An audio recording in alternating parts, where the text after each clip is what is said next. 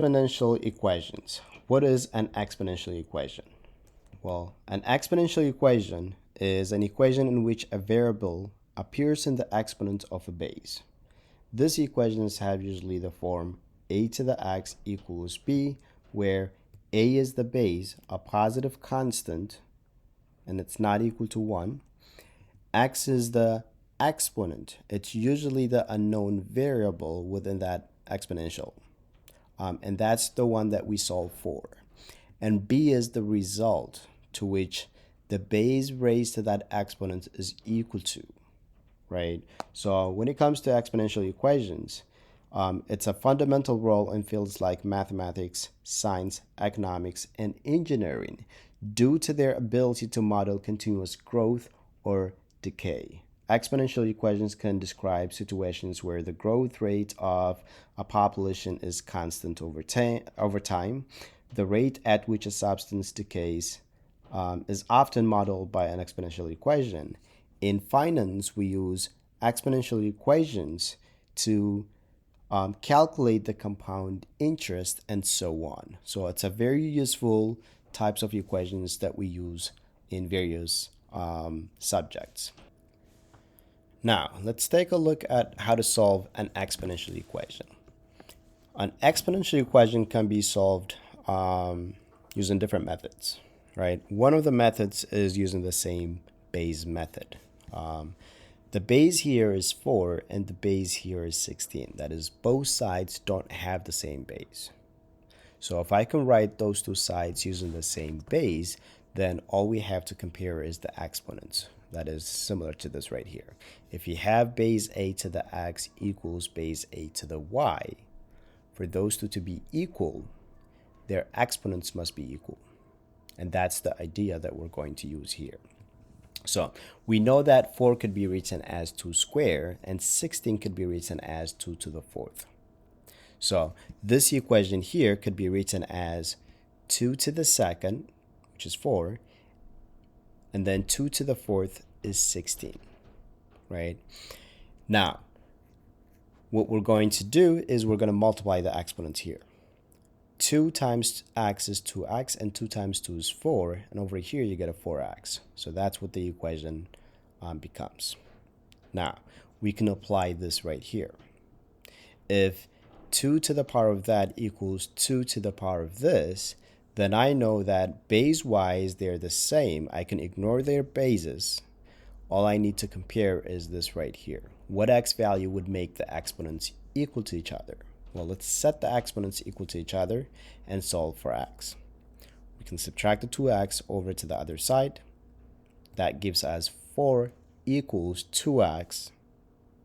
And then to isolate the variable x, divide both sides by 2, you get x equals 2. So the solution to this problem would be x equals 2. Let's look at a similar example. Let's say I have the following equation. We're going to solve this using the same base method. That is, if a to the x equals a to the y, then we know that exponents must be equal. We have this. 49 could be written as 7 squared. 343 could also be written as 7 to the 3rd. Right? Let's substitute those to get this equation.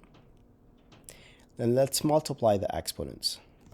3 times x is 3x, and 3 times negative 5 is negative 15. So you get 7 to the 3x minus 15 on that side. And then on the other side, you have 2x minus 6 as an exponent. Now, using this method here, we can set the exponents equal to each other and solve for x. Let's move the variables to the same side. So we're going to subtract the 2x over to this side, and then I'm going to add the 15 over here. So it looks like this. 3x minus 2x is an x equals 15 minus 6 is 9. So this gives me that x value, or the solution for this problem, would be x equals 9. Now the question is, what happens if you can't write both sides using the same base? Well, we have a couple of steps that we need to follow. Now, if you can't write both sides using the same base, then try to follow the steps right here. Step 1 would be to isolate the exponential expression on one side of the equation. Step 2, take the common or the natural log of both sides.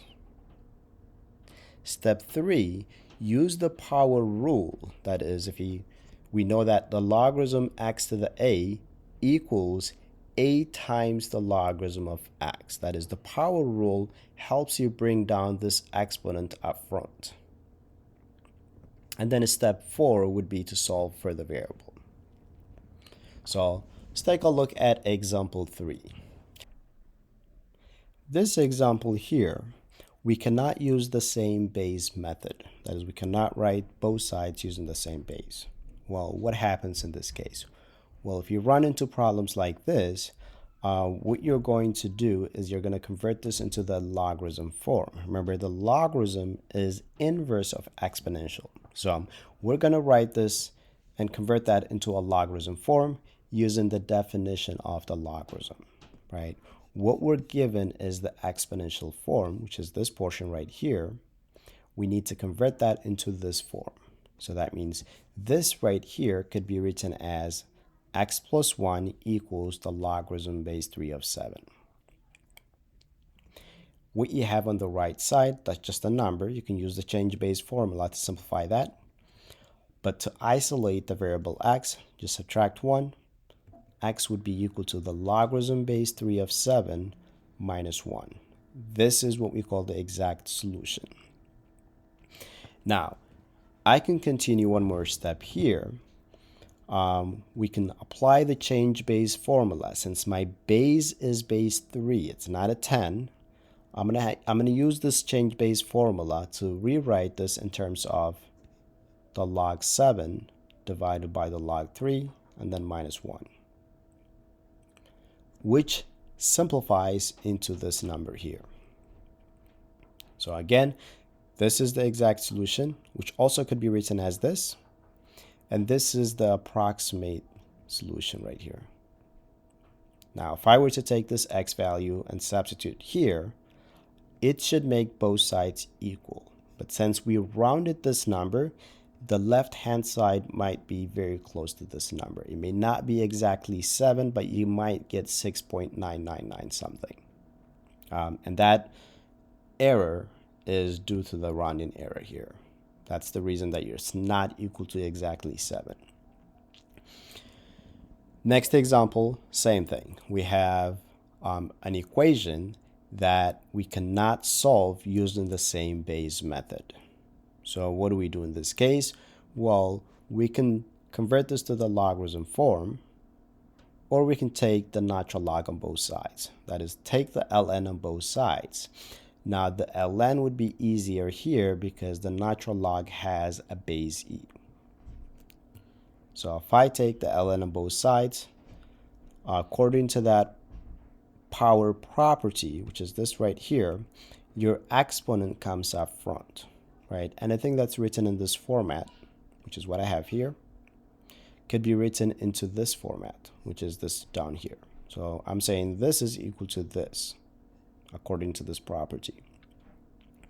Now, if you use your calculator, the natural log of e is 1, and 1 times 2x is 2x. So technically, all that simplifies into 2x equals the natural log of 5. To solve for x, we can divide both sides by 2. You get x equals the natural log of 5 divided by 2. Using a calculator, that gets approximated to 0.805. Now, the 0.805 is the approximate solution, and of course, x equals the natural log of 5 divided by 2 is the solution to this problem in terms of exact solution.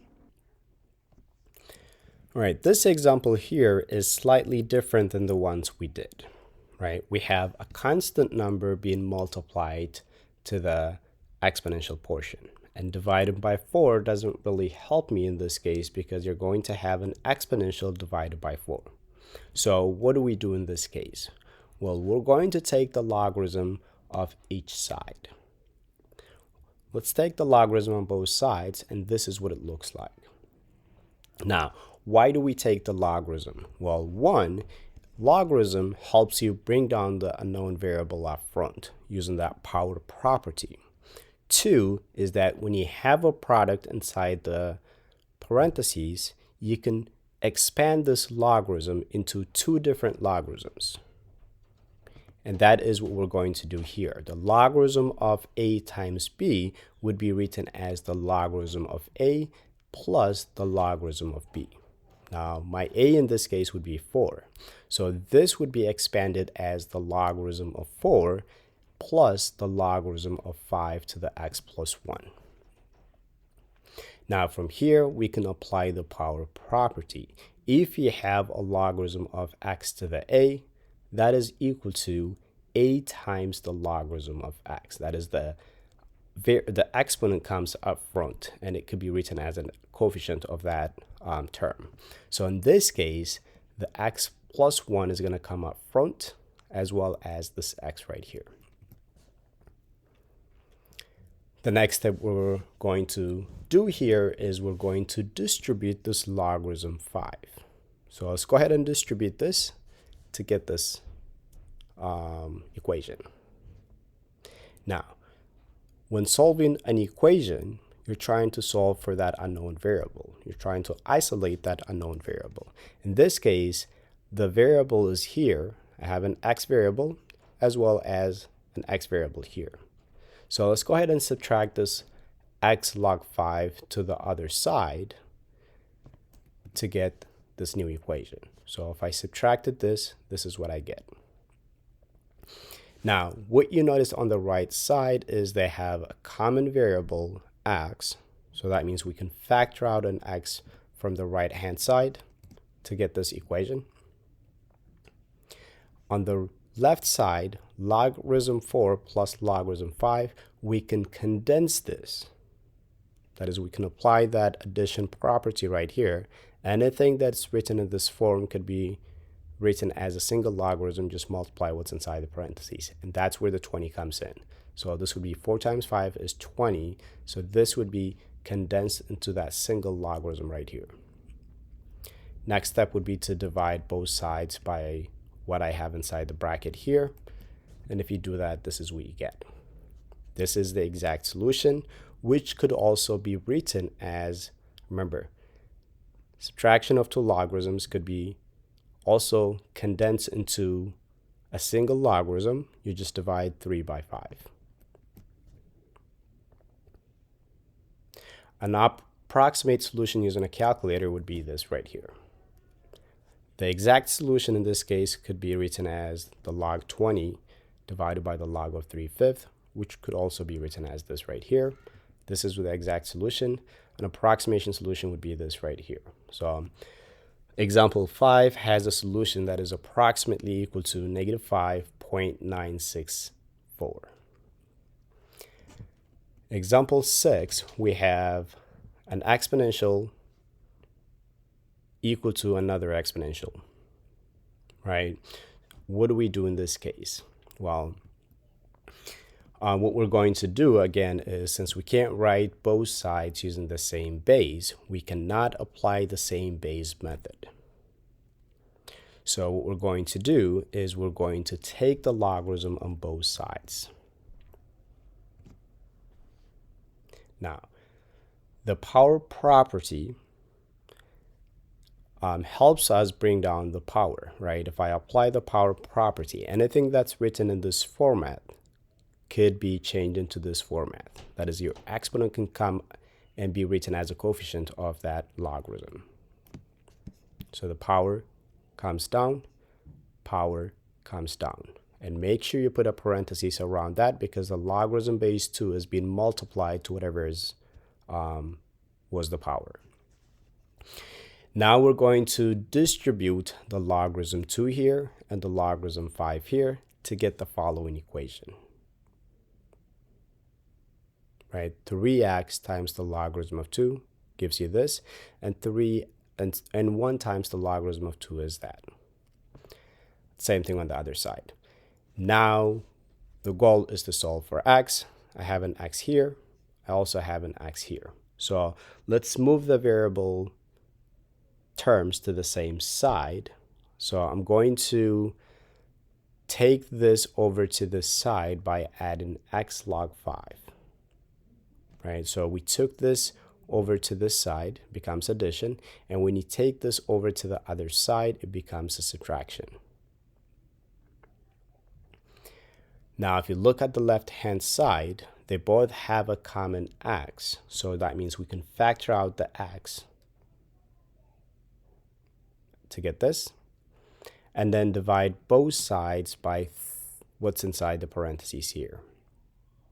So in this case, if you do that, you get x equals 5 log 5 minus log 2 divided by what we have there, which could also be written as the following here. Remember, this could also be written as a power, 5 to the 5th minus log 2 divided by the log 2 to the 3rd. Remember, the coefficient could be written as an exponent and vice versa. Now, we can apply the subtraction property here, right? And condense this basically. So if we do that, we get the following here. According to the subtraction property or the quotient property, to condense this, you divide what's inside the parentheses. So 5 to the 5th divided by 2. And then over here, we can apply the addition property. If you're adding two logarithms, multiply what's inside the parentheses. And 5 to the 5th divided by 2 simplifies into 1562.5. And then over here, if I do the math here, 2 to the 3rd is 8 times 5 is 40. So that simplifies into this right here. This would be the exact solution. An approximation of this would be 1.99. And that is using a calculator here. So they could be time consuming sometimes. But that's the correct way of solving logarithm equations or exponential equations.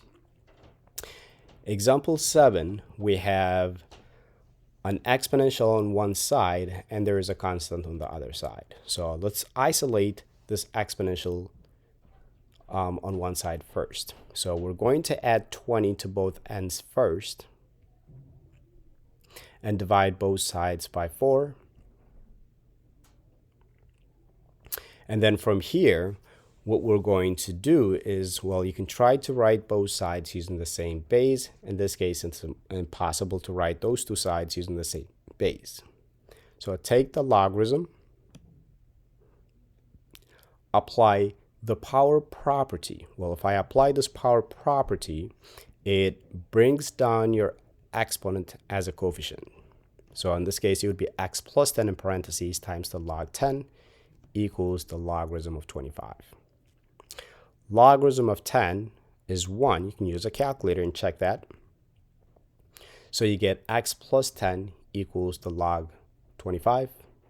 Subtract 10 on both ends. You get x equals logarithm 25 minus 10. That's the exact solution.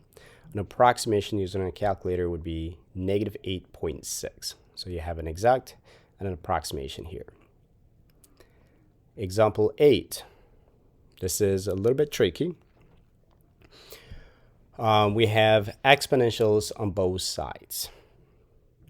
So what we're going to do here is we're going to subtract 5 to the other side first. And then we're going to rewrite 9 as 3 squared.